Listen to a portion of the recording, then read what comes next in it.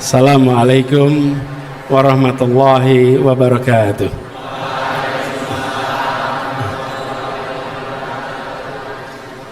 Alhamdulillah wa syukrulillah wala haula wala quwata illa billah.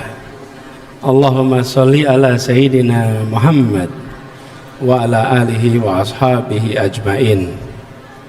Rabbi shrah li sadri wa yassir li amri wahlul 'uqdatan min lisani yafqahu qawli. Raditu billahi rabbah wa bil islami dinah wa bil muhammadin nabiyya wa rasulah. Rabbi zidni ilman warzuqni fahma. Amin. Amma ba'du. Hadirin jamaah salat tarawih rahimakumullah, wabil khusus Wakil Rektor Bidang Perencanaan Aset Bapak Arif Setiawan Budi Nugroho PhD, Ketua Takmir Masjid Kampus UGM Bapak Dr. Muhammad Yusuf, dan Wakil Ketua Takmir Insinyur Muhammad Agung Bramantyo PhD,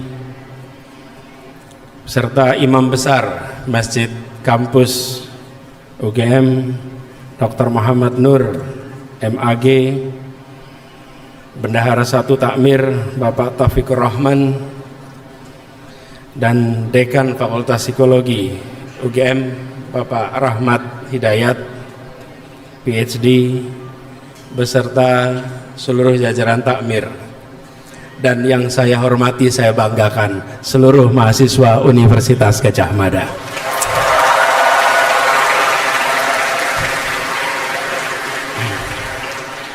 Ternyata hujan tidak menghentikan langkah ya. Kalau cuman basah dihadapi ya. Tadi pada saat sholat isya hujannya agak deras sampai dengan selesai sholat. Ini rupanya memang takmir tidak biasa pakai pawang ya. Memang tidak biasa, harusnya pakai pawang. Alhamdulillah kita semua berkumpul. Saya merasa bersyukur sekali bisa kembali ke Gadjah Mada.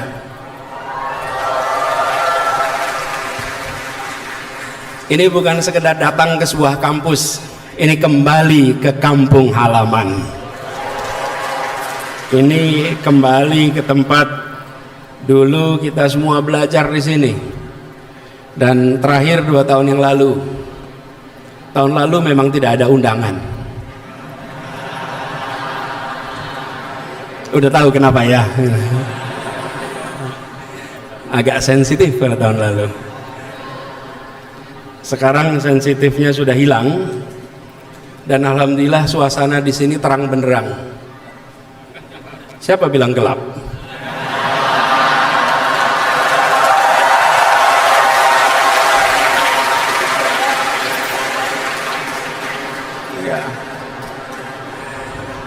Katanya masjid kampus juga kena efisiensi.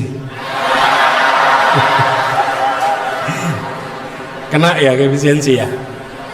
Mudah-mudahan mahasiswanya tidak kena efisiensi. Bukan cuman amin, perjuangkan. Betul tidak? Karena Gadjah Mada ini bukan cuma tempat belajar. Ia tempat buat kegelisahan intelektual. Ini tempat untuk mempertanyakan banyak hal. Ini tempat bukan sekedar ilmu dan angka-angka di teori, tapi ini adalah tempat menyalakan sinar semangat perjuangan untuk Indonesia yang lebih baik. Jadi karena itu kalau kembali ke Gadjah Mada itu rasanya lain, dan ke tempat ini pun rasanya begitu. Saya merasa terhormat betul bisa kembali ke sini dan mengingatkan kepada masa ketika dulu kuliah. Sama, kalau sedang RDK, waktu itu namanya RDK, Ramadan di kampus. Sekarang namanya apa ya? Masih sama.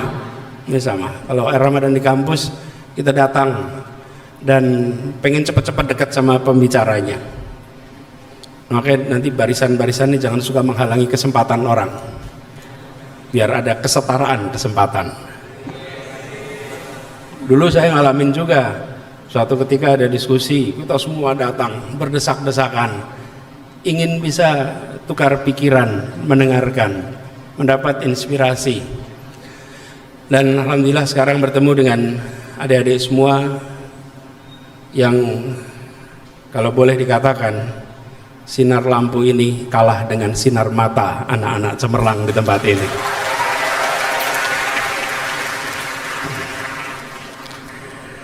Teman-teman sekalian, saudara-saudara semua, saya datang ke sini dapat tugas berbicara soal infrastruktur pendidikan dan kualitas manusia di hadapan saudara-saudara semua yang hari ini dapat kesempatan kuliah di Jogja. Di Jogja ini adalah ekosistem pendidikan yang luar biasa. Karena begini, pendidikan itu bukan cuma kampusnya, tapi juga lingkungan sekitar kampusnya. Bukan hanya ruang kelasnya saja, tapi lingkungannya. Saya sering analogikan, bibit yang baik untuk tumbuh dengan baik, dia membutuhkan lahan tanah yang subur. Lahan tanah yang subur dan bibit yang baik untuk bisa tumbuh berkembang perlu iklim yang sehat, iklim yang kondusif. Itulah sebabnya bibitnya adalah sang mahasiswa, sang pelajar, lahannya adalah kampusnya, sekolahnya, dan iklim sekitarnya adalah kota lingkungannya. Alhamdulillah Anda berada di Jogja, yang itu sebuah kombinasi yang luar biasa. Karena itu mudah-mudahan teman-teman semua yang di sini bibit-bibit yang bisa tumbuh berkembang menjadi pribadi-pribadi bermanfaat di kemudian hari. Nah, pertanyaannya yang diberikan kira-kira begini. Infrastruktur pendidikan dan kualitas manusia. Mungkinkah kita membangun manusia tanpa infrastruktur pendidikan? Jawabannya sederhana, tidak mungkin. Tapi ketika kita bicara tentang infrastruktur pendidikan, maka jangan hanya menganggap infrastruktur pendidikan itu soal gedung, soal kampus yang megah, yang kokoh. Ketika kita bicara tentang infrastruktur, kita bicara tentang ruang yang menumbuhkan pikiran, ruang yang memberikan kesempatan untuk mimpi-mimpi berkembang, tumbuh inspirasi. Jadi ini bukan soal fasilitas fisiknya, tapi ini soal bagaimana fasilitas itu membuat imajinasi berkembang, kreativitas tumbuh, keberanian tumbuh, ketekunan, keteguhan tumbuh. Dan ini bukan sekedar gedung. Karena itu ketika kita berbicara tentang infrastruktur pendidikan, jangan sekali-sekali hanya membayangkan hard infrastructure, infrastruktur keras. Yang tidak kalah penting adalah soft infrastructure, infrastruktur lunak. Nah, infrastruktur lunak ini yang dibutuhkan. Apalagi kalau kita bicara tentang pendidikan seluruh Indonesia. Teman-teman sekalian, di Jogja dan di kota-kota besar lainnya, infrastruktur pendidikan relatif baik.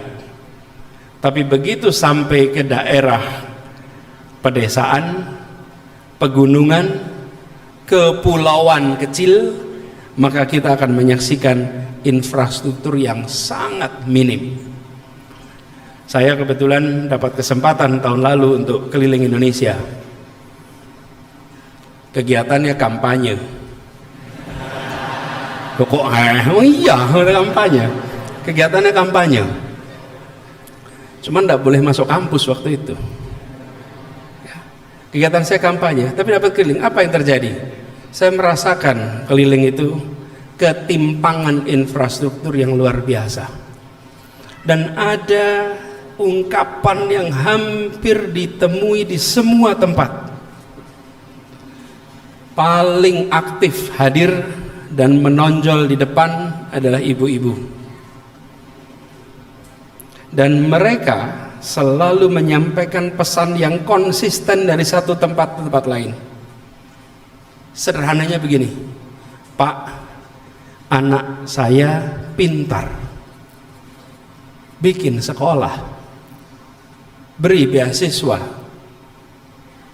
Anak saya perlu pendidikan. Itu pesan konsisten dari satu tempat ke tempat lain, teman-teman sekalian. Dan ibu-ibu ini, mayoritas ibu-ibu yang mengatakan ini, itu di tempat-tempat yang minim infrastruktur pendidikan. Karena mereka tahu bahwa untuk bisa mengubah nasib masa depan keluarganya, anaknya harus dapat kesempatan pendidikan. Pendidikan adalah kunci, dan pendidikan adalah jalan menuju peningkatan kesejahteraan.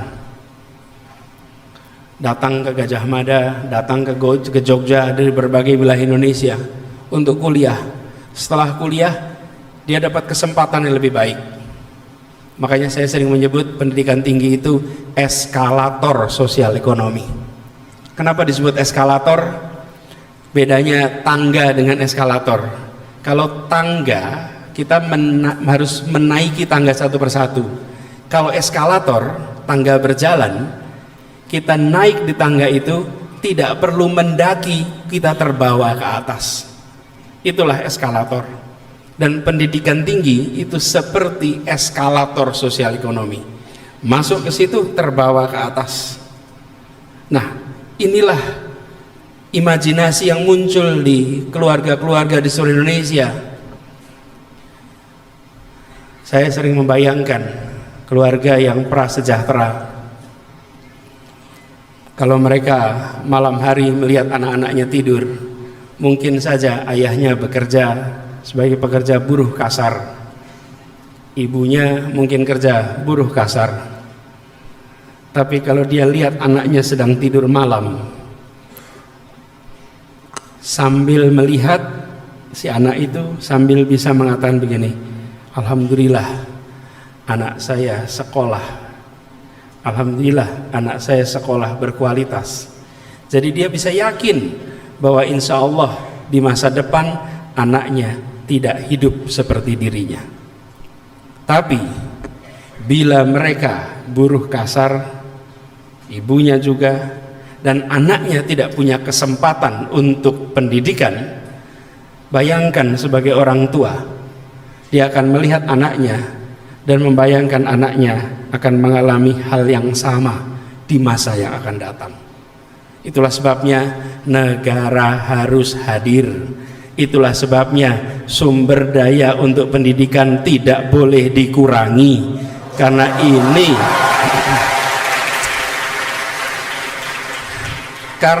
ini adalah eskalator sosial ekonomi. Jangan sampai sebagian dari kita sudah mendapatkan manfaat eskalator itu naik ke atas.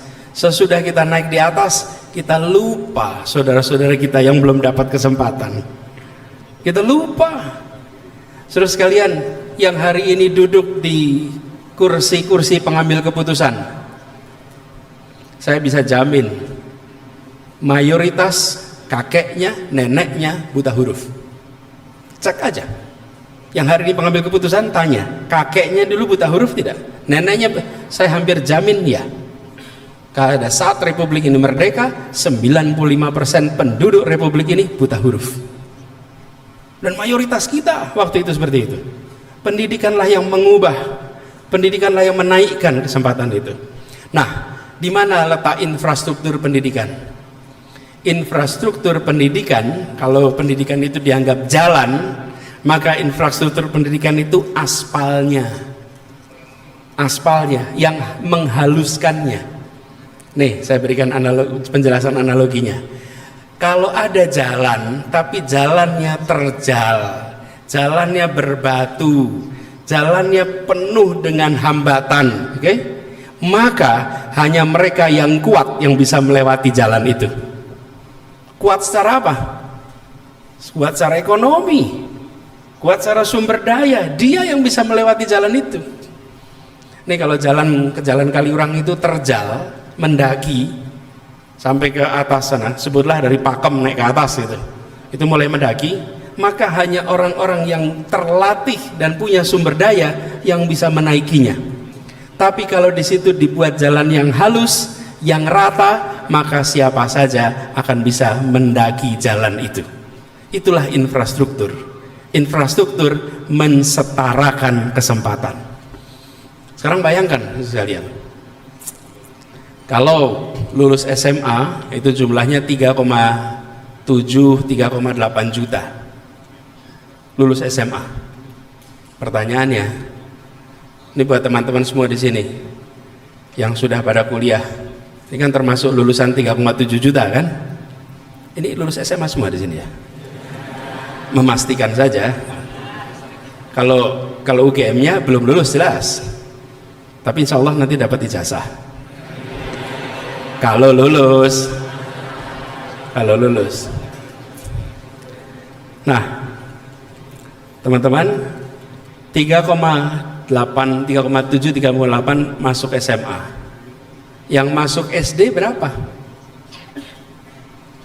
Datanya sekitar 5, ada yang menyebut 5,5, 5,6 karena data statistiknya tidak konsisten satu sama lain. Sebutlah 5,5 biar gampang hitungnya. Masuk 5,5 SD kelas 1, lulus SMA 3,7. Jadi yang hilang di jalan berapa, teman-teman? Dulu tes masuk kan di sini? Jadi kalau 5,5 kurangi 3,8 dah. Jadi berapa? 1,7. 1,7 juta pernah SD kelas 1, tidak pernah SMA kelas 3. Oke, per tahun. Kalau itu dibiarkan berjalan tiap tahun, maka dalam 10 tahun ada 17 juta anak-anak kita yang pernah SD dan pernah SMA. Ini dari yang SMA 3,8 tadi, yang lulus kuliah 1,8 juta. Jadi bentuknya seperti piramid, saudara-saudara sekalian. SD-nya banyak, SMP makin sedikit, SMA makin sedikit, kuliah makin sedikit. Nah, ini harus dibereskan dengan infrastruktur pendidikan. Dari yang bentuknya piramid dibuat tegak lurus. Jumlah bangku SD harus sama dengan bangku SMP. Bangku SMP harus sama dengan bangku SMA, SMK, sehingga setiap anak masuk kelas 1, orang tuanya yakin dia bisa selesai kelas 12. Ini yang dibutuhkan di negeri ini. Bila itu dikerjakan, maka insya Allah kualitas manusia kita akan bisa menjadi kualitas yang setara dan kompetitif dengan bangsa-bangsa lain di Republik ini. Kuncinya di situ, teman-teman sekalian. Nah, inilah tantangan yang kita miliki, dan itu semua membutuhkan keseriusan. Nggak bisa dikerjakan sendirian. Untuk ini bisa dikerjakan, harus ada kemauan melihat pendidikan sebagai investasi. Pengeluaran untuk pendidikan jangan dipandang sebagai biaya. Kalau dipandang sebagai biaya, maka dia mudah dipotong, mudah dikurangi, karena pengurangan biaya. Kalau investasi, sesuatu yang dikeluarkan yang nanti akan memberikan hasil. Jadi kalau kita ngurangin investasi, ya besok juga hasilnya akan berkurang. Karena itu pandang ini sebagai investasi. Dalam situasi apapun, kualitas manusia harus nomor 1 di dalam alokasi pembiayaan di Republik ini. Karena masa depan kita ditentukan itu. Nah, tapi pendidikan itu panjang. prosesnya panjang. Dalam politik seringkali pengambil keputusan inginnya membuat hal yang bisa difoto untuk pemilu berikutnya. Iya, inginnya dikerjakan cepat, sesegera mungkin, segera peletakan pertama, segera peresmian, supaya pada saat siklus pemilu berikutnya bisa ditunjukkan hasilnya. Dan itu memang boleh-boleh saja, tidak ada yang salah dengan itu. Kan memang kebijakan mau ditunjukkan pada publik, bukan? Tapi untuk urusan pembangunan manusia, waktunya tidak bisa 5 tahunan. Tidak bisa. Kalau ekonomi, infrastruktur bisa. Bikin jembatan 1 tahun selesai, bikin gedung 1,5 tahun selesai, gelanggang mahasiswa itu cepat selesai, pangling soalnya gelap juga ya di situ.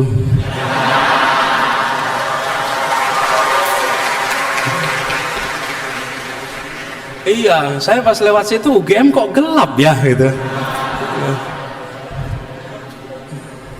Awas loh kalau jadi hashtag UGM gelap gitu, nanti masalah. Iya. Padahal dulu di sini tuh cerah-cerah semuanya. Dulu warnanya oranye, bata. Dulu. Nah, membangun itu cepat. Membangun bandara cepat. Yang agak lama itu bangun ibu kota. Itu agak lama ya.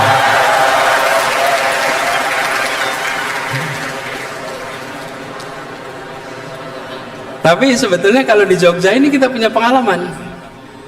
Hanya Bandung Bondowoso yang bisa membangun Prambanan dalam 1 malam. Kalau masih ada Bandung Bondowoso pasti jadi kontraktornya IKN itu. Selesai dalam 1 tahun ya, semalam ya. Oke, saya lagi bercerita apa tadi? Belok kan? Gini, jangkanya panjang kalau pendidikan. Kalau untuk bicara infrastruktur mesti cepat, ekonomi pun cepat. Teman-teman sekalian, Anda tahu namanya World Economic Forum? Tahu ya? Lokasinya di mana itu? Amrik. Bagus sih berani ngomong, salah tapi. Lokasinya di mana? Davos, Swiss. World Economic Forum itu dilakukan setiap kapan? Setiap tahun. Setiap bulan Januari World Economic Forum. Pemimpin-pemimpin seluruh dunia, dunia usaha, dunia pemerintahan kumpul. Di situ mereka membahas apa yang akan menjadi rencana 1 tahun ini. Karena itu selalu dikerjakan di bulan Januari. Kalau organisasi namanya raker, rapat kerja. Itu pada kumpul tuh cerita tren terbaru ini, langkahnya ini, fiskalnya ini, moneternya ini. Itu cerita tuh situ. Berkumpullah semua di situ, tukar pikiran, tukar pandangan setiap tahun. Kalau World Education Forum tiap 15 tahun sekali. Okay? World Economic Forum setiap tahun. World Education Forum tiap 15 tahun. Jadi World Education Forum yang terakhir tahun 2015. Sebelumnya tahun 2000. Sebelumnya tahun 85. Sebelumnya tahun 70. Coba bayangkan. 70, 85, 2000, 2015 dalam waktu berapa tahun tuh? 45 tahun, baru 4 kali. Setiap 15 baru ada lagi tahun 2030. Setiap mengambil keputusan ditunggu 15 tahun hasilnya. Itulah sebabnya kalau kita bicara tentang infrastruktur pendidikan, maka jangan harap dia muncul dalam statistik besok. bahwa dikerjakan hari ini, maka akan muncul manusia-manusia luar biasa sebelum pemilu besok. Nggak ada, nggak bisa. Kita akan bertahan dalam waktu yang panjang. Saya kebetulan ikut di dalam World Education Forum 2015. Waktu itu masih Mendikbud. Bikin kesepakatan, ikut bikin kesepakatan, pulang reshuffle.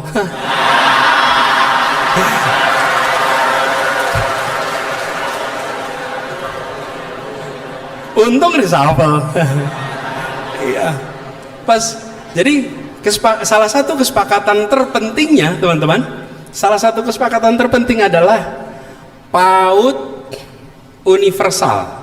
Setiap anak minimal dapat 1 tahun pendidikan pra-SD. Itu salah satu kesepakatan, dan Indonesia termasuk yang tanda tangan. Menterinya Anies Baswedan. Iya. Jadi waktu itu saya dorong untuk PAUD untuk didorong di mana-mana. Bagian dari komitmen kita untuk mengubah dunia, bahwa seluruh dunia akan ketemu lagi 2030, lapor. Tiap negara lapor tuh nanti berapa capaiannya, harusnya udah universal. Nah, karena pindah posisi, jadi saya kerjakannya di Jakarta.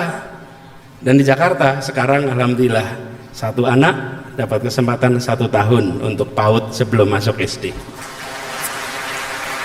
Digenjot tuh PAUD, karena pendidikan PAUD ini yang paling penting, saudara-saudara sekalian.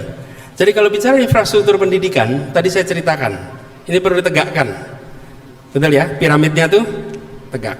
Jangan lupa, sebelumnya ada pendidikan PAUD. Dan PAUD ini, itu pendidikan yang terpenting. Pendidikan pra-SD itu pendidikan yang terpenting. Walaupun sekarang sudah masuk fakultas dan jurusan yang sangat susah seleksinya, lebih penting pendidikan PAUD-nya. Beberapa hari yang lalu saya menghadiri acara peresmian Masjid A'agim. Pas peresmian itu A'agim, kita ada semacam ngobrol lah. Dan A'agim bilang begini, Pak Anies, pendidikan itu penting sekali. Tapi kenapa udah pendidikan sampai tinggi-tinggi masih korup?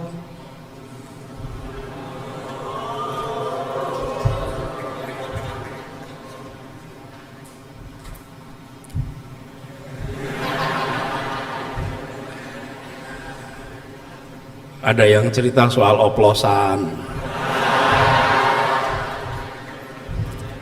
ada yang apa lagi tuh? Apa? Oh, pagar, ya, sertifikat di atas air, dan macam-macamnya. Terus beliau tanya, gimana ini Pak, pendidikannya sudah tinggi-tinggi masih tetap korup? Jadi jawaban saya waktu itu, Agim, sebenarnya masalah ini bukan terkait dengan tingkat pendidikan tinggi, justru problemnya di pendidikan pra-SD. Disitulah kita diajari apakah barang itu milik kita atau bukan, mana barang milik kita, mana bukan milik kita. Seringkali kita tidak memiliki kesadaran itu, ini punya saya atau bukan, barang ini punya saya atau bukan. Itu diajarinya waktu TK. Di situ diajari bercerita, berkata jujur, diajarinya saat TK. Itu ingat ya, zaman TK dulu seringkali dibisikin kuping kiri kuping kanan itu kan, disampaikan sesuatu kemudian dari satu muter gitu kan, dipastikan bahwa ternyata bisik-bisik kuping itu sampai. Itu lagi ngajari kejujuran, diajarin kuping kiri masuk keluar, sampaikan kepada teman yang satunya, terus muter, diajari untuk menyampaikan bisikan-bisikan. Ini bagian dari kejujuran. Ketika sampai kembali ke gurunya beda, gurunya tanya, siapa ini yang nggak jujur di sini nih? Siapa yang mengubah pesannya? Itu seluruh pendidikan di pendidikan usia dini Dan usia dini yang paling dini adalah di dalam rumah. Pendidikan keluarga. Jadi saudara-saudara semua di sini, teman-teman semua, alhamdulillah pendidikannya tinggi. Insya Allah nanti dapat pasangan yang pendidikan tinggi juga. Amin yang keras. Amin. Insya Allah pendidikan tinggi. Insya Allah yang soleh dapat solehah.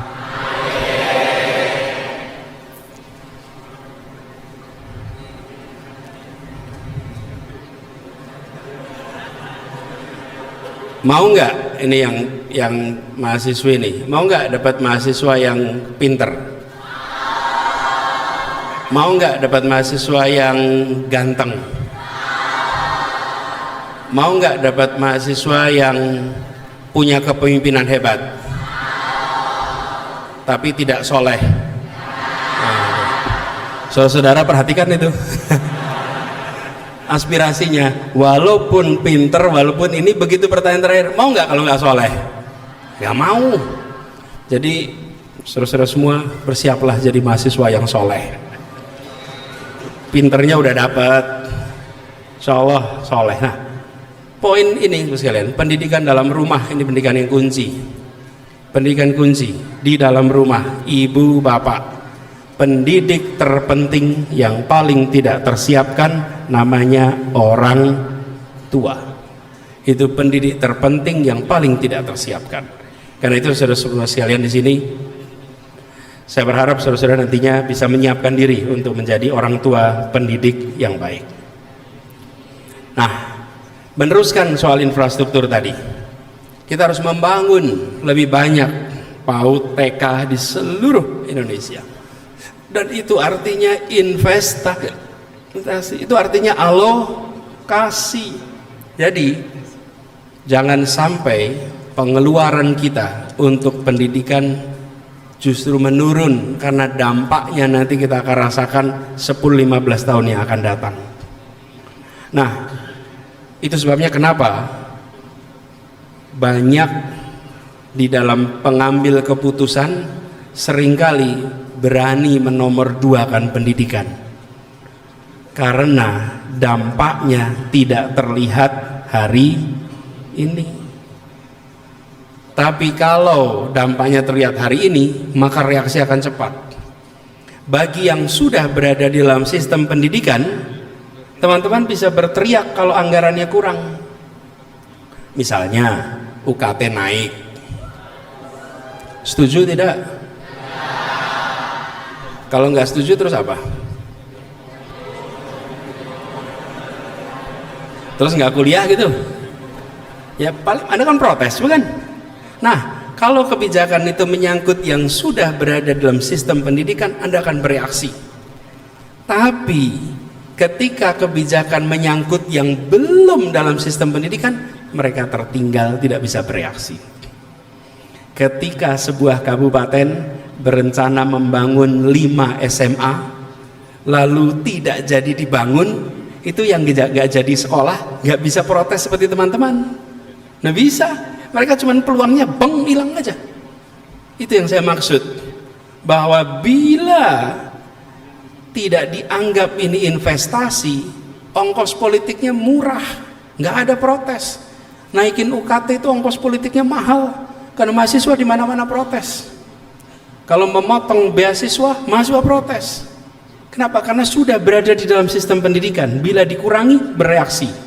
Tapi yang masih di luar, sementara yang membutuhkan bantuan adalah mereka yang berada di luar sistem pendidikan. Karena itu penting sekali kita bukan hanya menyelamatkan yang sudah dalam sistem pendidikan, tapi mengajak saudara-saudara kita yang di luar untuk bisa dapat kesempatan pendidikan yang setara dengan yang lainnya.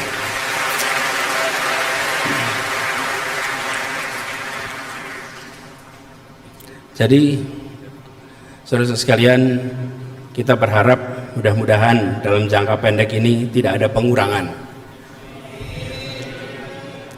dan harapannya justru ada penambahan untuk investasi yang bentuknya jangka panjang. Lalu teman-teman sekalian, terutama saudara-saudara semua yang sedang kuliah di sini, saya ingin sampaikan bahwa pendidikan ini harus dipandang juga sebagai gerakan. Saya mengharap pada teman-teman semua di sini yang sudah dapat kesempatan kuliah, jadilah inspirasi untuk saudara-saudara, adik-adik, saudara-saudara sekalian yang lokasinya jauh dari pusat-pusat pendidikan. Anda di sini ceritakan ke kampung halaman, jangan pernah merasa risih. Kenapa? Karena cerita Anda di kampung halaman bisa jadi inspirasi untuk adik kelas. Jangan pernah merasa sungkan untuk menceritakan apa yang Anda alami di sini, karena kita membutuhkan orang-orang untuk punya kemauan, keinginan yang sama seperti Anda yang dapatkan sekarang. Karena itu istilah saya pendidikan sebagai gerakan atau movement in education. Ini UGM dulu inspirasinya. Tahun 57 ada seorang mahasiswa namanya Kusnadi Harja Sumantri. Jadi rektor tahun 90-an. Pas saya mahasiswa, beliau menginisiasi namanya PTM, Pengerahan Tenaga Mahasiswa. Dikirim ke pelosok-pelosok tanah air mahasiswa-mahasiswa mengajar di sana. Lalu dicatat sebagai kredit kalau sekarang. Namanya kemudian diubah jadi KKN. Mulainya KKN dari PTM. Apa perannya? Waktu itu mahasiswa menganggap masih banyak saudara-saudara kita belum bisa SMA. Pemerintah bisa bikin gedungnya tapi tidak bisa menyiapkan gurunya. Lalu teman-teman mahasiswa memilih jadi guru. Hari ini guru sudah tersedia di sana. Tapi kita membutuhkan inspirasi. Ruang kelas itu membutuhkan inspirasi. Karena kita tahu mengajar itu paling dasar, mendidik, menginspirasi, menggerakkan. Nah, teman-teman bisa membantu berbagi cerita, menjadi inspirasi untuk adik-adik kelas yang berada di kampung halaman, supaya mereka punya mimpi yang tinggi sebagaimana yang sekarang Anda sudah miliki di Jogja sekarang. Boleh tepuk tangan.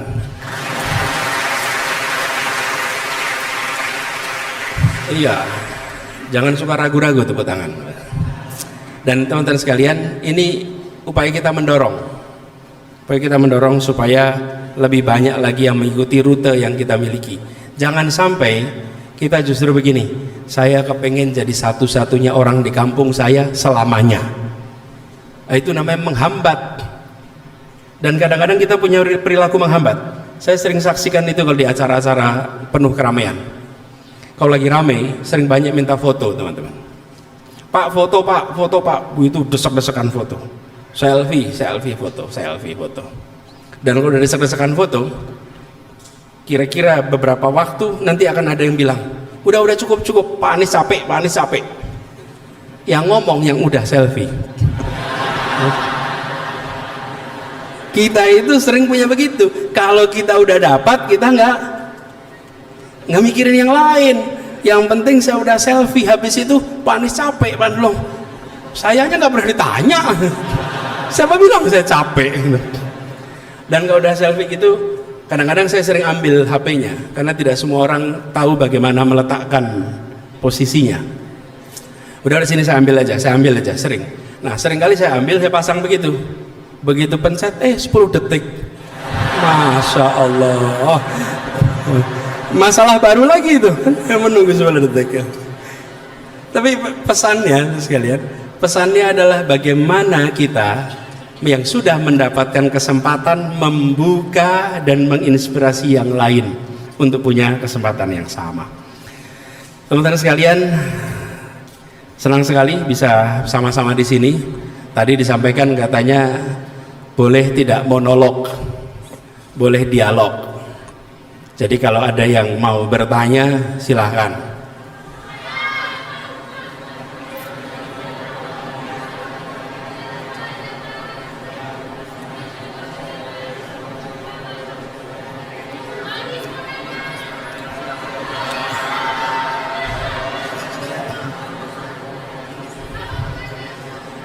Ini masalah ini. Masalah ini. Gini. Jadi ibu mau nanya. Oh, adik boleh.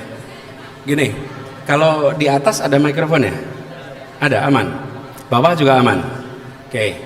Kalau gitu boleh tuh yang baju hitam kacamata ngacung-ngacung terus begitu. Oh, hitam juga Anda ya? Oh, ya ya. Ya, gak apa-apa lah.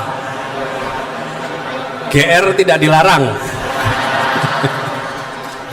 Gak apa-apa. Ya, tenang. Yang satunya tadi yang sudah merasa itu boleh mendekat aja, biar nanti ngantar mikrofonnya gampang. Lalu ya ada di sini nih, sama yang pegang apa? Ya, itu HP atau kitab itu? Ya, bentar. Yuk, silakan. Cek.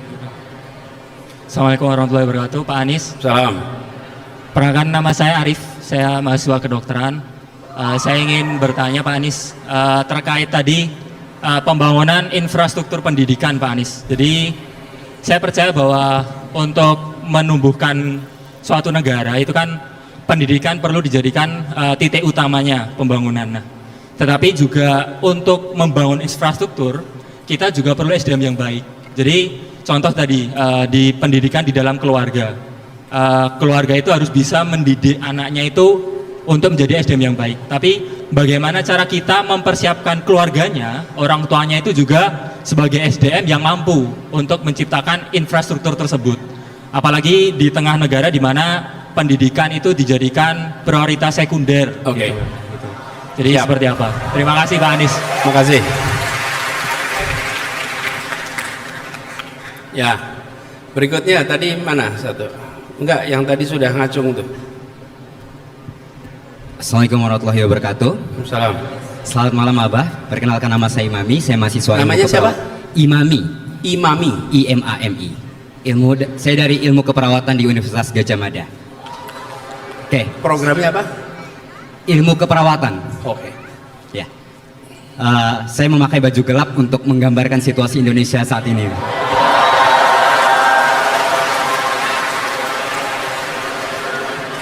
Pada acara Desak Anies Yogyakarta tahun lalu, saya pernah menuliskan surat yang saya berikan langsung kepada Bapak. Saya tidak tahu Bapak masih ingat atau tidak. Isi suratnya seperti ini. Jika Bapak terpilih menjadi presiden, saya mohon sekali untuk Bapak bisa menghapus pembulian yang ada di dunia ini, yang ada di Indonesia. Namun untuk sekarang saya cukup bingung mengapa BPP pendidikan masuk ke prioritas pendukung dan juga BPP makanan bergizi gratis masuk prioritas utama.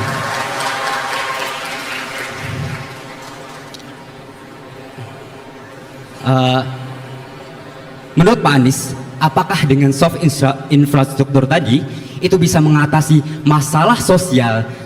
Menurut saya masalah pembulian ini masih disepelekan di mata masyarakat. Ya, oke. Menurut Bapak Anies, apakah soft infrastruktur ini bisa mengatasi masalah sosial tersebut karena dapat menghambat karakter dan juga menurunkan kepercayaan diri para siswa? Terima kasih Pak Anies. Ya, siap. Cek. Oke. Sebelah Yang sini tadi Pak. mau tanya di mana? Sebelah sini Pak. Oh ya. Selamat malam Pak Anies, perkenalkan nama saya Ara Adisti. Jadi Pak. Siapa? Ara Adisti Pak. Ana Adisti. Ara.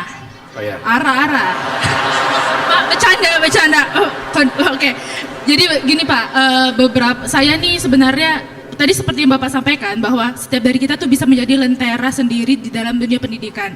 Nah, beberapa tahun yang lalu saya bersama teman saya itu kita punya semacam inisiasi bagaimana anak-anak yang kami pernah punya privilege untuk belajar lebih, tapi yang di luar sana belum pernah. Jadi sehingga kami membuka sebuah bimbel di mana orang-orang bisa bayar seikhlasnya dan apa yang kami dapatkan ini bisa kami kembalikan ke masyarakat, misalnya kelas gratis ataupun coaching gratis.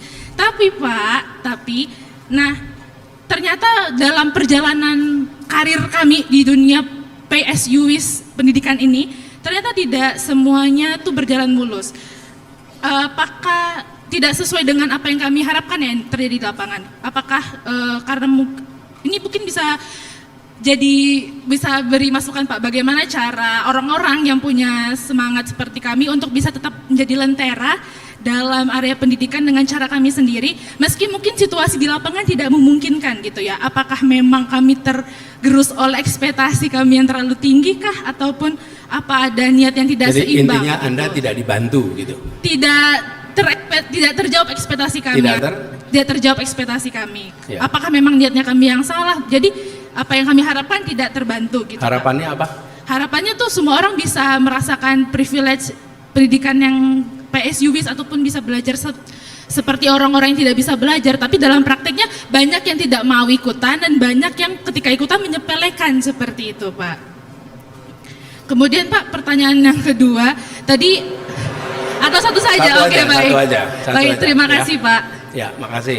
Tadi ada satu lagi yang perempuan, yuk. Yang pakai kitab tadi. Saya pikir bayi kitab itu di sini. Bukan kitab juga sih, buku tulis, tapi hitungannya benar juga sih. Pertama, Assalamualaikum warahmatullahi wabarakatuh. Selamat malam Pak Anies Baswedan. Nama saya Anindya Almira Nariswari. Saya dari Magister Ilmu Hubungan Internasional. Saya langsung tembak pertanyaan saja ya. Menyamakan ritme keberlanjutan dan keberlangsungan pendidikan di tengah halangan dan dipersempitnya anggaran pendidikan. Kita nggak usah sugar coating efisiensi ya, dipersempit anggaran pendidikan di wilayah pendidikan, terutama kalau kita bicara tentang pendidikan di wilayah-wilayah terpencil. Ini kan bukan perkara yang mudah, mari kita akui. Tapi apakah yang dapat kita lakukan secara independen sebagai bentuk inisiatif, improvisasi, dan bentuk kritik dan alarm bagi pemerintah dari rakyat untuk segera berbenah? Karena kan presiden ini sudah dipilih, kebijakan sudah turun, dan kita sudah tahu outcome-nya seperti apa. Tapi setidaknya kekuatan kita sebagai rakyat yang berada di grassroots, kita kan bisa bergerak secara independen ya. Apa yang bisa kita lakukan sebagai kritik dan alarm bagi pemerintah untuk segera berbenah? Setidaknya menurut Bapak. Lalu yang kedua mau satu aja. Enggak, ini bukan, ini satu lagi, ini cuma rekomendasi buku buat Bapak karena saya tahu Bapak suka baca. Sesama kutu buku memberikan rekomendasi kutu buku boleh nggak Pak? Buat teman-teman juga yang mau rasa-rasa ngekritik pemerintah, ternyata ada loh kritikan pemerintah untuk rasa-rasa efisiensi pendidikan, anggaran pendidikan dan sebagainya. Ada Ship of Fools, Stultifera Nafis, karya William Henry Ireland. Atau kalau mau yang lebih masonya lagi pakai bahasa Latin, punya Sebastian Brand. Sekian itu saja, terima kasih.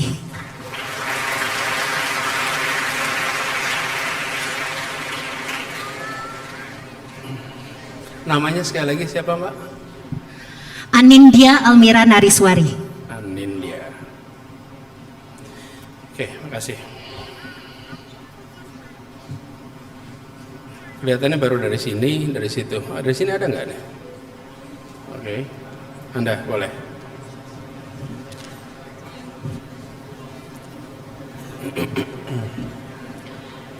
Assalamualaikum warahmatullahi wabarakatuh. Yang saya sayangi dan kami sayangi Abah Anies. Saya ingin bertanya tentang, tadi Abah juga sempat nyenggol investasi dan pendidikan. Ya, apakah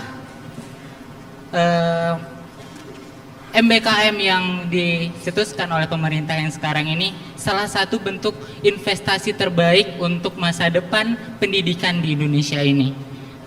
Karena tadi Abah juga bilang nggak, investasi pendidikan itu nggak sebentar ya Abah. Dan apakah MBKM ini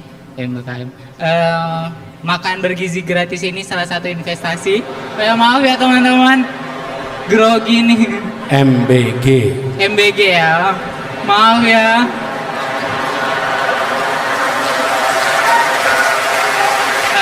MBG ini salah satu investasi pendidikan yang terbaik untuk yang sekarang ini. Menurut saya ini tidak ya. Namanya siapa? Nama saya Upi dari Sekolah Tinggi Multimedia Yogyakarta. Upi ya. Ya itu jangan dianggap enteng loh, pegang mikrofon itu bergetar loh. Tapi itu jadi pengalaman, betul nggak Ubi ya? Iya.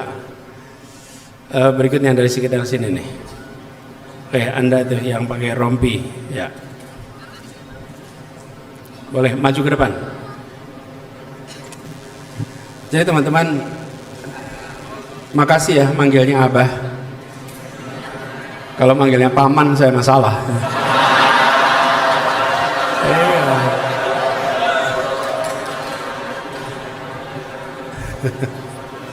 Assalamualaikum warahmatullahi wabarakatuh. Waalaikumsalam. Kebetulan saya bukan mahasiswa, belum. Nama saya Muhammad Denis Anggoro, dipanggil Danis. Saya dari SMA Negeri 1 Kalasan.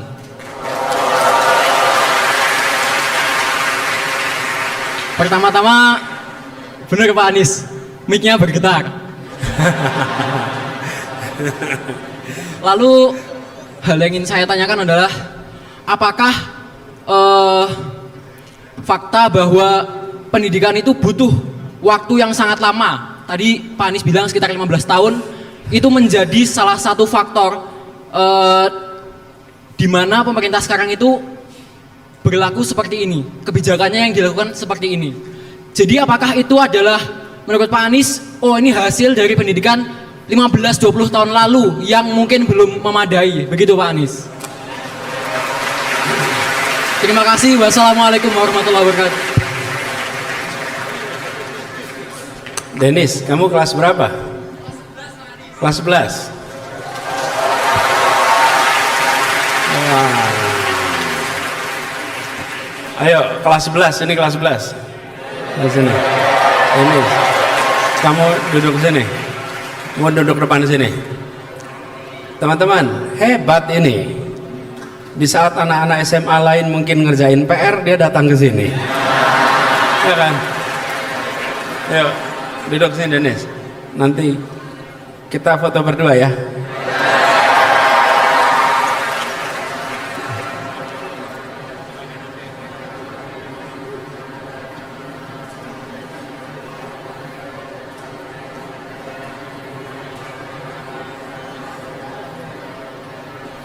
Ya, ya, teman-teman sekalian, ini udah banyak nih pertanyaan ini. Bung Arif, bagaimana mempersiapkan keluarga yang nanti siap mendidik ya, kira-kira begitu. Ini dari Fakultas Kedokteran. Ya, Anda cari jodoh yang tepat. Anda cari istri yang mau sama-sama mendidik.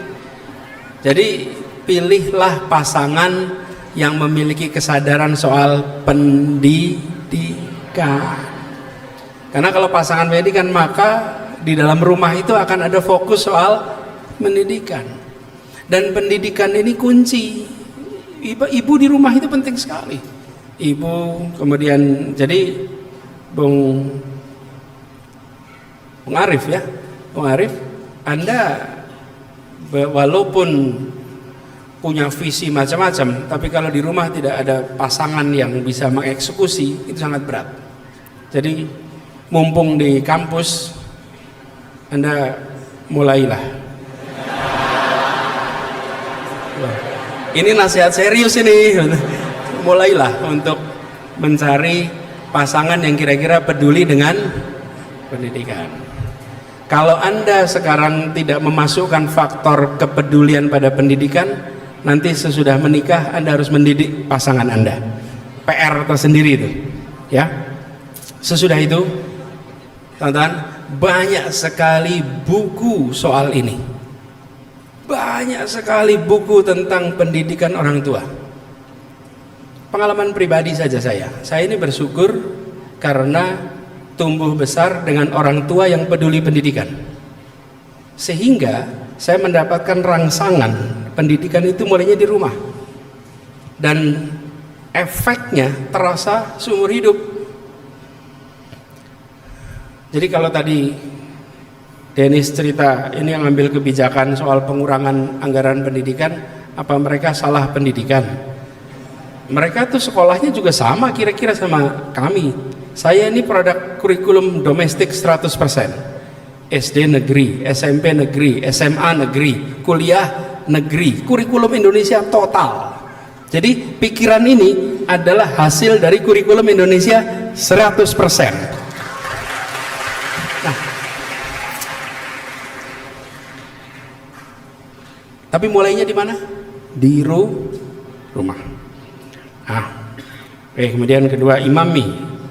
Pak Anies jika terpilih hapuskan pembulian. Yang terpilih yang lain, Mas. Iya. Tapi saya ingat pesan dia. Pembulian ini adalah masalah serius. Tapi seringkali pembulian itu dikerjakan pendekatannya dua ekstrim. Kalau imami pasti memperhatikan. Ekstrim pertama, dia dianggap sebagai persoalan kriminal sehingga diserahkan ke polisi. Ini satu ekstrim. Ekstrim yang kedua, dia didiamkan dan diharapkan selesai dengan sendirinya. Ya? Ini dua ekstrim nih. Sudah saatnya pembulian dianggap sebagai masalah dalam pendidikan. Sekarang pertanyaan sederhana, di dinas pendidikan ada tidak yang ngurusin pembulian? Ada. Kurikulum ada, ekstrakurikuler ada. Di dalam sekolah ada tidak yang bertanggung jawab untuk urusan pembulian? Harusnya ada. Itu semua ada peraturannya. Permendikbud nomornya nomor 80 sekian tahun 2016 ditandatangani oleh Mendikbud namanya Anies Baswedan. Boleh dong saya cerita. Itu ada membentuk gugus tugas pencegahan kekerasan dalam sekolah. Di tiap sekolah dibentuk gugus tugas. Lalu diumumkan di papan siapa nama-nama orang-orang gugus tugasnya. Nomor teleponnya ada. Sehingga kalau ada pembulian, korbannya pun tahu kemana harus lapor. Dan ingat-ingat, korban pembulian itu dua. Yang menjadi sasaran pembulian dan pelaku pembulian. Dua-duanya adalah korban yang harus mendapatkan treatment intervensi. Nah, jadi saya setuju sekali ini persoalan penting yang terlewatkan. Mudah-mudahan jadi perhatian. Bila nanti ada kegiatan lagi, insya Allah nanti dimasukkan ya dalam agenda. Dan Bung Imami terima kasih sudah memperhatikan ini. Yang di sini pernah nggak ada jadi korban pembulian? Gimana rasanya? Sakit gitu. Iya, sakit. Oke, Ana, soal tidak dapat ekspektasi, jangan pernah berhenti. Kita punya harapan atas yang dikerjakan negara, diharapkan dengan lembaga lain, itu biarkan harapan itu ada. Tapi jangan sikap mereka mempengaruhi ikhtiar kita untuk memajukan pendidikan. Dan begini, saya sering pesankan pada teman-teman, kami membuat namanya Gerakan Indonesia Mengajar, mengirim guru ke pelosok tanah air. Itu kalau guru-guru mau berangkat, saya selalu pesankan begini, bila nanti sudah berada di pelosok tanah air dan ada orang di sana yang bilang kepada Anda, terima kasih Mas, terima kasih Mbak sudah mau datang jadi guru di desa kami, padahal pemerintah belum kirim guru, maka saya bilang jawabannya harus sama. Saya datang mewakili negara, saya datang mewakili pemerintah. Di ujung sana, di tempat yang miskin fasilitas, tidak usah menjelekkan siapapun. Nanti kalau sudah balik ke Jakarta, baru kritik itu pemerintah. Baru bilang sama pemerintah, ini masalah Pak, di sana nggak ada guru, nggak ada perhatian. Di depan pemerintah ngomong begitu. Tapi di depan rakyat bilang, saya datang mewakili negara. Padahal bukan dikirim negara juga. Tapi menunjukkan apa? Nih, saya ambil tanggung jawab. Nah, saya berharap teman-teman yang bergerak di dunia pendidikan jangan pernah putus harapan. Walaupun harapan belum terpenuhi, insya Allah kemajuan di bidang pendidikan bisa dikerjakan lewat gerakan-gerakan di luar itu. Anindya, apa yang bisa dikerjakan? Banyak sekali. banyak sekali kegiatan yang bisa dikerjakan.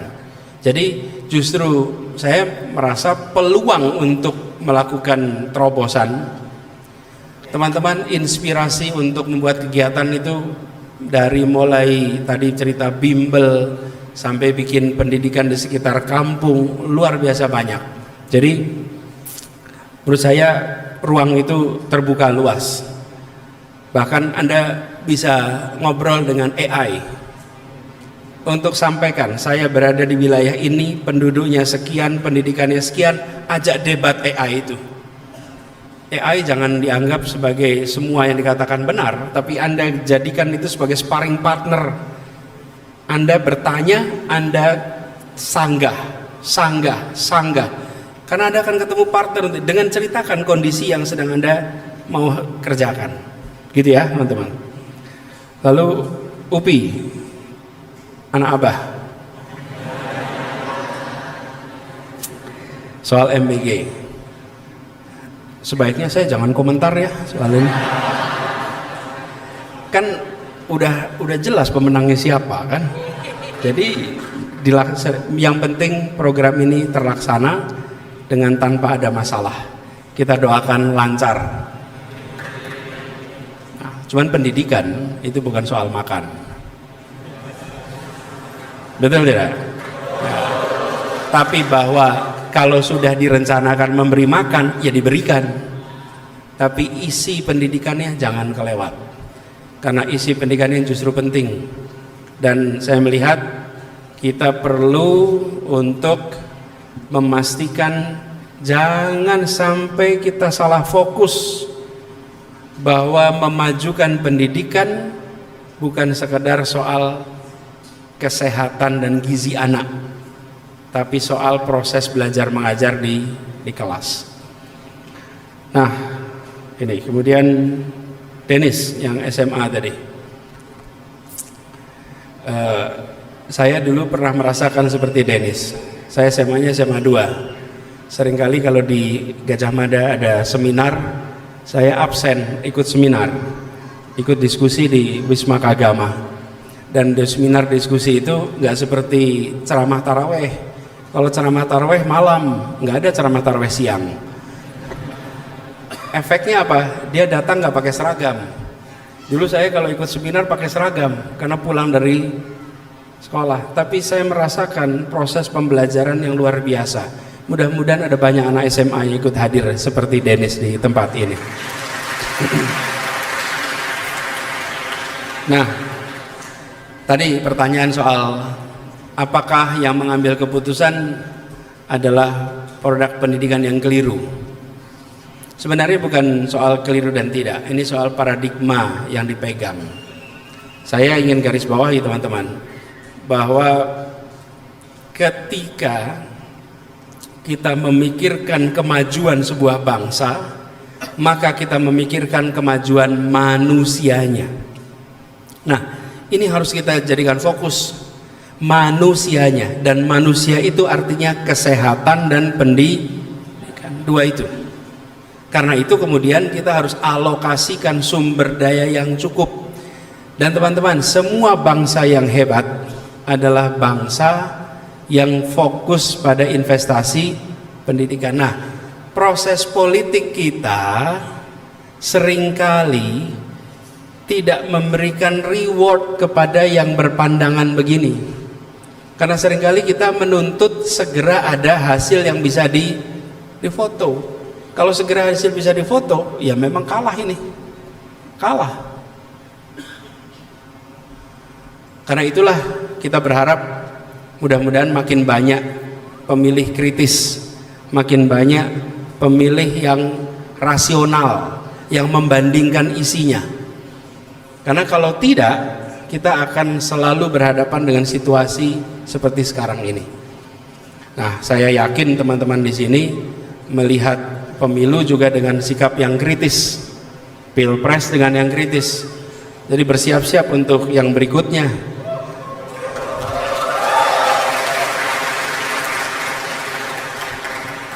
Jangan kita kemudian merasa, wah kalau udah ada keputusan atau kita tidak terlibat, nanti ada keputusan kita ikut nanggung konsekuensinya. Nah, lalu apa yang bisa dikerjakan? Teman-teman sekalian, mahasiswa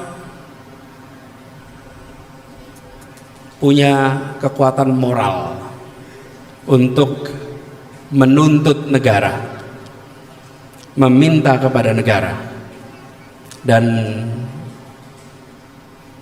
beberapa waktu ini mulai bermunculan. Jadi menurut hemat kami, bila teman-teman menyaksikan ada kebijakan yang berbeda dengan garis konstitusi, jangan terlewat dan jangan gentar untuk memberikan kritik. Dan yang berada di pemerintahan, saya pernah merasakan pada pemerintahan, di pemerintahan harus terbuka dengan kritik itu. Saya waktu tugas gubernur DKI itu perasaan kritik nggak pernah berhenti, teman-teman. Terus konstan. Tapi kita tidak pernah melakukan penuntutan pada yang kritik, apalagi kriminalisasi kepada yang kritik. Nggak ada. Nggak pernah dilaporin ke polisi, laporin ke jalan, nggak pernah. Kenapa? Karena kita memandang yang disebut kritik itu sebenarnya adalah sanggahan kesempatan untuk menjelaskan. Teman-teman, kami membuat kebijakan A, lalu dikritik. Akibatnya apa? Kami harus memberikan argumen tambahan. Kritik lagi, argumen tambahan. Kritik lagi, argumen tambahan. Apa yang terjadi? Masyarakat menyaksikan terjadinya dialog ini. Dan dialog ini adalah namanya mencerdaskan kehidupan bangsa. Jadi, kalau ada kritik, maka diberikan penjelasan, sanggah lagi, penjelasan lagi, dan kita semua akan menyaksikan, ini argumennya. Tapi kalau mengkritik dimarahin, ya berhenti kritiknya nanti. Apalagi kriminalisasi. Di sini nggak ada kan? Mudah-mudahan nggak ada. Dan ini teman-teman yang harus kita jaga. Dimulainya dari mana kebiasaan itu? Saya berharap teman-teman di sini memulai tradisi untuk terbiasa menerima kritik. Karena menerima kritik itu mulainya dari masa muda. Kalau mudanya tidak pernah dikritik, jangan harap nanti tuanya siap untuk dikritik. Ya. Dan pengalaman berorganisasi akan membuat Anda rileks dengan kritik. Itu kunci untuk ke depan. Waktu zaman mahasiswa kita sering merasakan itu. Di UGM apalagi ada kelompok-kelompok mahasiswa yang pandangannya, ideologinya beda-beda. Ideologi beda-beda, dan ideologi beda-beda ini membuat seringkali ada pertarungan gagasan. Tapi republik ini adalah republik yang didirikan dengan gagasan. Karena itu jangan pernah takut untuk ada perbedaan gagasan. Orang yang takut dengan perbedaan gagasan biasanya tidak punya gagasan. Ya, ada. Kalau Anda membuat sebuah program dan tidak punya gagasan di balik program itu, maka Anda sangat mengkhawatirkan kritik. Nggak mau kritik. Kenapa? Karena Anda bisa jelaskan gagasannya apa. Tapi kalau Anda punya gagasan di balik program, maka Anda akan selalu bisa menjelaskan itu semua. Jadi ini menurut saya suatu yang mendasar di bangsa kita. Jadi teman-teman sekalian, pertanyaan Dennis tadi, ini bukan soal mereka pendidikannya keliru, tapi paradigmanya berbeda. Dan saya sebutkan berbeda saja. Jangan mengklaim kebenaran. Biarkan sejarah nanti membuktikan mana yang sesungguhnya benar dalam mengambil keputusan-keputusan ini. Karena kita sedang ngomong dengan sejarah. Itu teman-teman sekalian. Ini secara waktu sudah agak malam, jadi mungkin saya cukupkan di sini, kecuali ada yang memaksa. Teman-teman, kita cukupkan di sini. Saya ingin pada semuanya terima. Ya, wah ini luar biasa. Boleh dah cepat.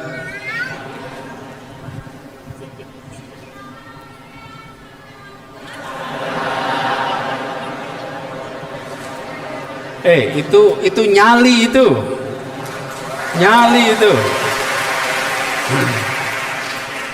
Yuk.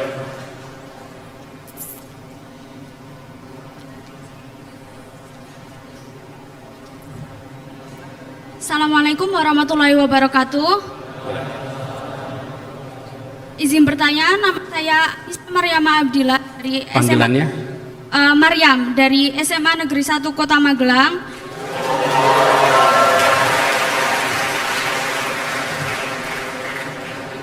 Seperti yang kita ketahui, kondisi di Indonesia sangat porak-poranda dan umumnya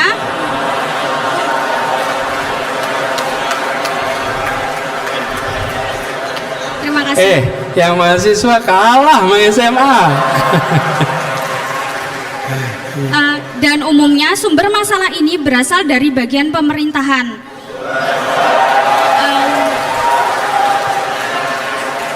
Namun, apakah masalah yang terjadi hanya dari pusat pemerintahan, tidak berasal dari pola pikir masyarakatnya?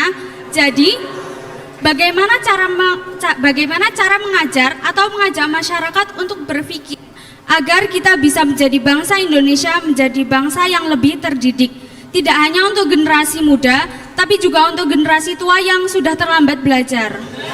Terima kasih.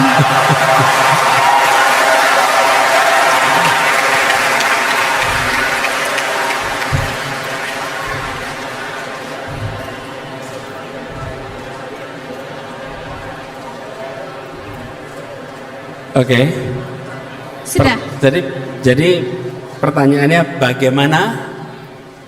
Bagaimana cara mengajar atau mengajak masyarakat untuk berpikir agar kita menjadi bangsa Indonesia yang memiliki ya.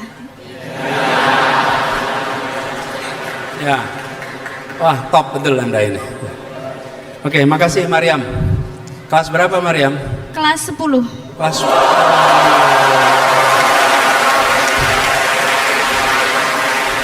Anda Maryam dari Magelang. Iya. Naik apa ke sini? Saya sama kakak, tapi kakak lagi kerja. Jadi naik apa? Motor. Naik motor. Iya, Pak. Di boncengan naik motor. Iya. Dari Magelang. Iya. Khusus untuk hadir di sini. Iya. Masya Allah. Taunya kegiatan ini dari mana?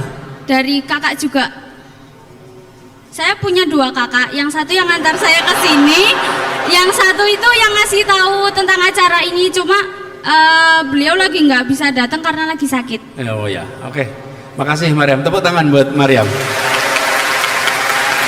Terima kasih. Maryam, nanti turun ke bawah ya. Siapa? Nanti kita ketemu ya. Oke. Dah ya, cukup. Ini pertanyaan terakhir dari Maryam ini menyatakan bahwa Indonesia banyak masalah dan masalahnya sering dimulai dari pemerintah.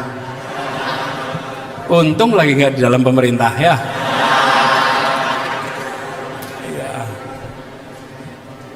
Kalau dulu ketika masih dalam pemerintah, setiap kali ada pertanyaan tentang pemerintah kan kita harus menjelaskan, bukan? Kalau sekarang ya menjelaskan juga tapi tanpa beban gitu. Nah, pertanyaannya bagaimana mengajak? Begini teman-teman sekalian, kita jalan saja dengan rencana. Maryam punya rencana, kita semua punya rencana.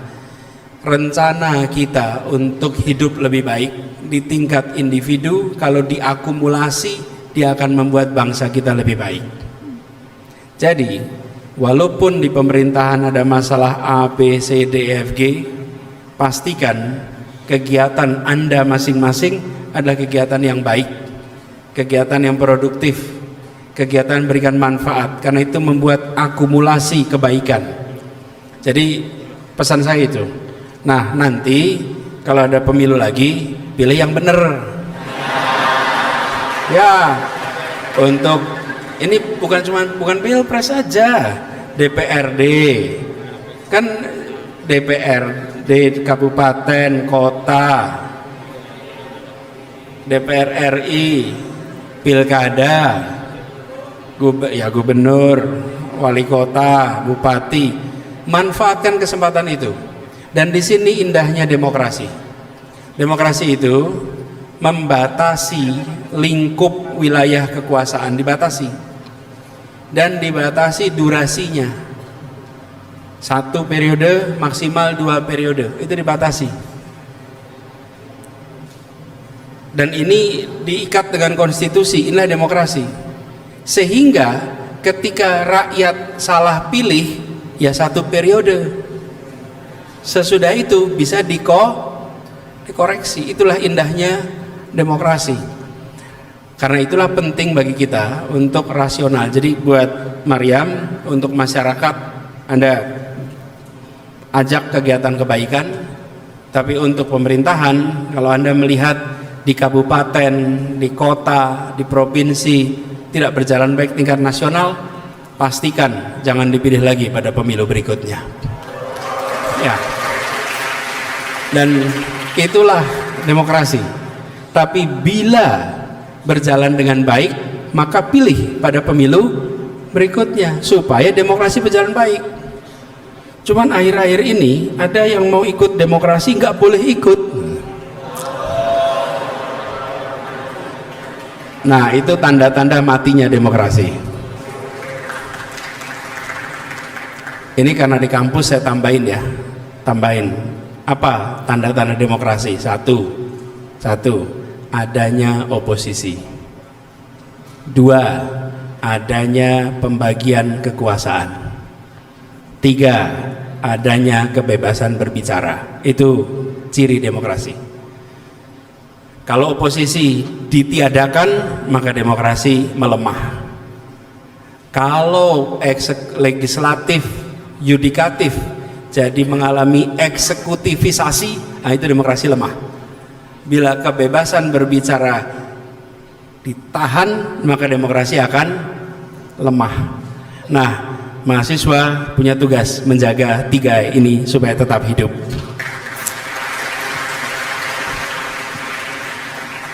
Kalau mau mematikan demokrasi, ada 3 juga caranya. Hah?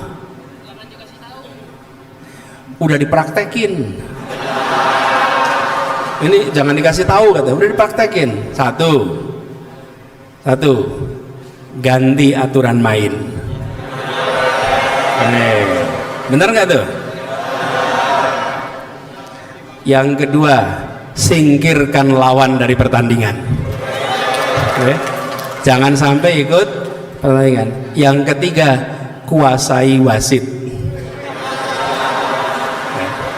Nih, jadi kalau mematikan demokrasi 3 itu, diingat-ingat ya. Diingat-ingat bukan untuk dipraktekkan. Ini diingat-ingat untuk melihat tanda-tanda. 1, aturan main diubah. Yang kedua, singkirkan lawan supaya jangan ikut pertandingan. Di Jakarta udah pernah terjadi itu. Terus yang ketiga, wasit dikuasai. Udah, kalau udah begitu selesai. Pertandingan menjadi teater. Oke? Nah, ini teman-teman 3 ciri demokrasi, teman-teman bantu jaga. Dan 3 ciri-ciri mematikan demokrasi, teman-teman bantu cegah. Mahasiswa menjadi kekuatan untuk menjaga demokrasi dan mencegah matinya demokrasi. Oke. Teman-teman sekalian, terima kasih pada seluruh hadirin semua di sini yang sudah hadir menyempatkan waktu. Senang sekali bisa kembali ke Jogja. Gini, namanya siapa? Willis, insya Allah pada tahun depan saya kesini, insya Allah Anda boleh tanya, ya. Iya, nggak apa-apa, next time. Soalnya kalau nggak akan ada habisnya, ya. Teman-teman sekalian, terima kasih kehadirannya. Titip salam untuk teman-teman mahasiswa semua. Assalamualaikum warahmatullahi wabarakatuh. Ini kalau ada yang mau bersalaman nggak apa-apa, nggak usah dicegah, ya. Biar bisa ketemu, nggak apa-apa. Maaf saya lupa. Tadi yang bertanya ada hadiah buku untuk Anda yang tanya. Silakan maju ke depan. Boleh.